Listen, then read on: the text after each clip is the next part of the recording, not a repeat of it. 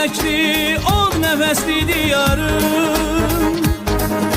Ocağına can kurban Azerbaycan.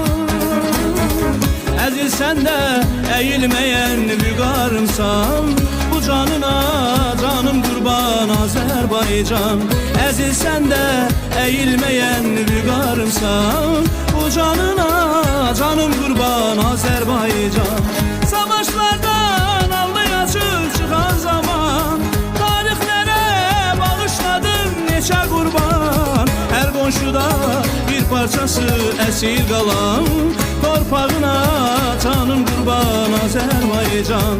Hər qonşuda bir parçası əsir qalan, torpağına canım qurban Azərbaycan.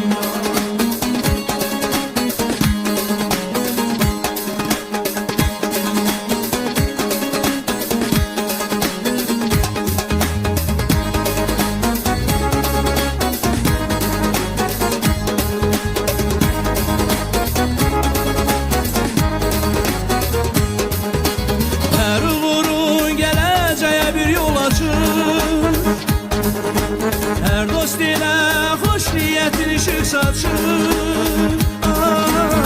Hər millətə, hər məzhəbə isti açıq, qucağına canım qurban Azərbaycan. Hər millətə, hər məzhəbə isti açıq, qucağına canım qurban Azərbaycan.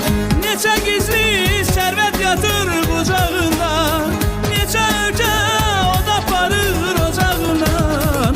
Azadlığın al rəmzi var bayrağında, bayrağına canım qurban Azərbaycan. Azadlığın al rəmzi var bayrağında, bayrağına canım qurban Azərbaycan.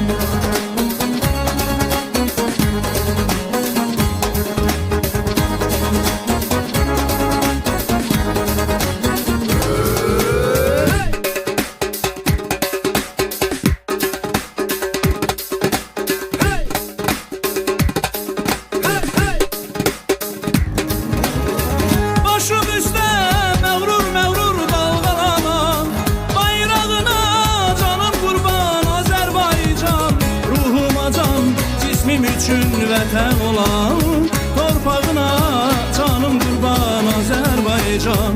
Ruhuma can, cismim üçün vətən olan, torpağına canım qurban Azərbaycan.